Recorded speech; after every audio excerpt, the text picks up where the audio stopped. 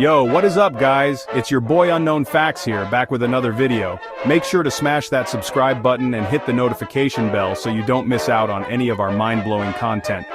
In today's video, we're diving into a dark and twisted world, the world of dangerous children. We're talking about kids who committed unthinkable acts, leaving a permanent mark on history. Get ready to have your minds blown as we uncover the stories of the top 10 most dangerous children in the world. You won't believe what some kids are capable of. Our first case takes us to England, where a 10-year-old girl named Mary Bell shocked the world. In 1968, Mary strangled two young boys, Martin Brown and Brian Howe, just months apart. Can you imagine, guys, a 10-year-old committing such a horrific act?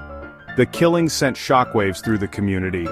Mary's upbringing played a significant role in shaping her disturbing behavior. She experienced severe neglect and abuse from her own mother, who reportedly forced her into prostitution at a young age. Despite her young age, Mary was tried and convicted of manslaughter, spending 12 years behind bars.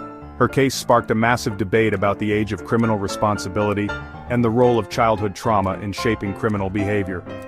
After her release, Mary Bell was given a new identity to protect her from the public eye. Mary Bell's case remains one of the most notorious examples of childhood crime, leaving a lasting impact on our understanding of juvenile delinquency. This next case is one of the most infamous crimes in British history, and it involves two 10-year-old boys, John Venables and Robert Thompson. In 1993, they abducted, tortured, and murdered 2-year-old James Bulger in Liverpool, England. It all started when John and Robert skipped school and wandered around a shopping center. They spotted little James, who was momentarily left unattended by his mother. The boys lured James away from the shopping center and took him on a horrifying 2.5-mile walk across town. Along the way, they subjected him to unimaginable cruelty, eventually leading James to a railway line, where they inflicted fatal injuries. John and Robert were apprehended and charged with murder, becoming the youngest convicted murderers in modern British history. Robert Thompson, alongside John Venables, shared the chilling responsibility for the murder of James Bulger. Their case shocked the world, not just for the brutality of the crime, but also because of their young age.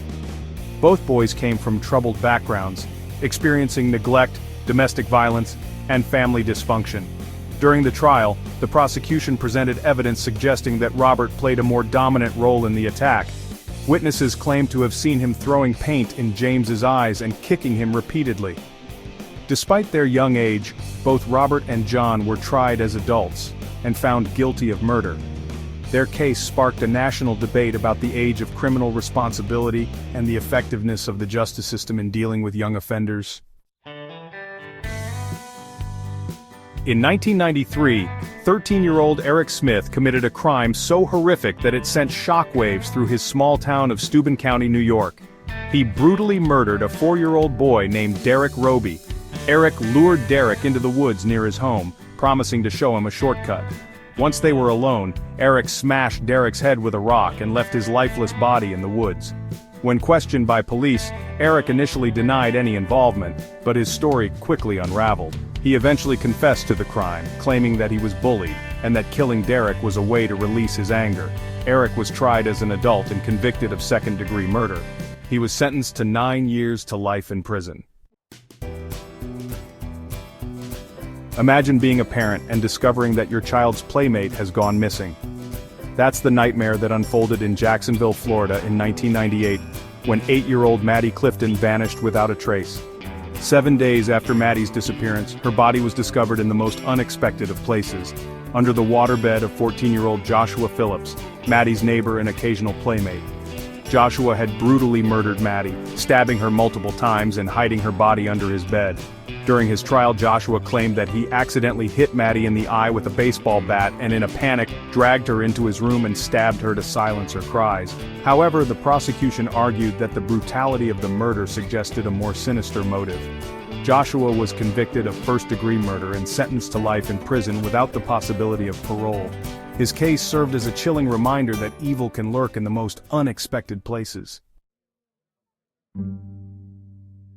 At the age of 12, Lionel Tate made legal history, becoming the youngest person in the United States to be sentenced to life in prison without the possibility of parole. His crime? The brutal beating death of a 6-year-old girl named Tiffany Eunuch. According to Lionel, he was imitating wrestling moves he had seen on television. But the prosecution argued that the severity of Tiffany's injuries pointed to a more intentional and violent act. Tiffany suffered a fractured skull, lacerated liver, and numerous other injuries consistent with a severe beating. Lionel's case sparked a national debate about the harshness of sentencing laws for juveniles and the appropriateness of trying children as adults. In 2004, Lionel's life sentence was overturned, and he was released from prison under house arrest. However, he was later arrested for violating the terms of his probation and sentenced to an additional 10 years in prison. Lionel's case remains a controversial one, raising complex questions about juvenile justice and the role of rehabilitation. Imagine being slowly poisoned by someone you trust, someone who shares your home and your meals. That's the terrifying reality that faced the family of Graham Young, a seemingly ordinary teenager with a dark secret, a fascination with poisons and their deadly effects. From a young age, Graham displayed a morbid curiosity about poisons, collecting books and articles on the subject and even experimenting with chemicals he found around the house. At the age of 14, Graham began poisoning his family members, slipping small doses of antimony and thallium into their food and drinks. His stepmother, Molly Young, became seriously ill and eventually died from the effects of the poison. Graham's crimes were eventually discovered and he was sent to a mental institution, where he was diagnosed with antisocial personality disorder. However, his time in the institution did little to curb his deadly obsession. After his release, Graham continued his poisoning spree, targeting his co-workers at a factory. He poisoned their tea, causing widespread illness and, in one case, death. Graham Young's case serves as a chilling reminder that evil can lurk beneath the surface of even the most unassuming individuals. In the annals of American crime, few cases are as disturbing as that of Jesse Pomeroy, a young boy from Boston whose name became synonymous with cruelty and violence. Born in 1859, Jesse's childhood was marked by poverty, neglect, and abuse. At a young age, Jesse began exhibiting disturbing behavior, torturing animals, and engaging in acts of petty theft. As he grew older, his crimes escalated in their brutality, targeting younger and more vulnerable victims. Jesse's reign of terror began with a series of assaults on young boys whom he would lure to secluded locations, tie up, and subject to horrific torture. The police, desperate to catch the perpetrator of these heinous crimes, dubbed him the Boy Fiend and launched a citywide manhunt. Despite his young age, Jesse was tried as an adult and found guilty of his crimes. Jesse Pomeroy's case remains a chilling reminder of the dark side of human nature and the devastating impact that childhood trauma and societal neglect can have on young minds. Edmund Kemper's story is a chilling example of how childhood trauma and unchecked mental illness can manifest in unimaginable violence. Standing at a towering 6'9", Kemper was a physically imposing figure, but it was the darkness that lurked beneath the surface that would ultimately define his life. From a young age, Kemper exhibited disturbing behavior, torturing animals and harboring violent fantasies. His troubled relationship with his mother, who was reportedly abusive and emotionally manipulative, further fueled his rage and resentment. At the age of 15, Kemper committed his first murders, killing his grandparents in cold blood.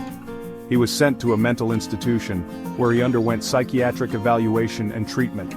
After his release, Kemper embarked on a horrifying killing spree, targeting young female hitchhikers. Kemper's reign of terror finally came to an end when he confessed his crimes to the police, leading them to the remains of his victims. Edmund Kemper's case serves as a stark reminder of the importance of early intervention and the need for a more comprehensive understanding and treatment of mental illness. In the annals of true crime, few cases are as chilling as that of Craig Price, a seemingly ordinary teenager from Rhode Island who committed a series of brutal murders that shocked the nation. Craig's descent into darkness began at the age of 13 when he broke into a neighbor's house and stabbed 27-year-old Rebecca Spencer to death. 2 years later, Craig struck again, this time targeting 39-year-old Joan Heaton and her 2 young daughters, 9-year-old Jennifer and 7-year-old Melissa. The family was found brutally murdered in their home, stabbed multiple times with a frenzied violence that defied explanation. Craig was eventually apprehended and charged with the murders. Despite overwhelming evidence, he maintained his innocence, showing no remorse for his actions. Craig Price's case remains a haunting reminder that evil can lurk in the most unexpected places. Whoa, guys, that was intense. Can you believe the things these kids did? It's mind-blowing and terrifying at the same time. Remember, this is just a glimpse into the dark world of dangerous children. If you're brave enough, let me know in the comments below which case you found the most shocking. And don't forget to give this video a thumbs up if you want to see more true crime content. Until next time, stay curious, stay safe, and remember, sometimes the scariest monsters are the ones that look just like us.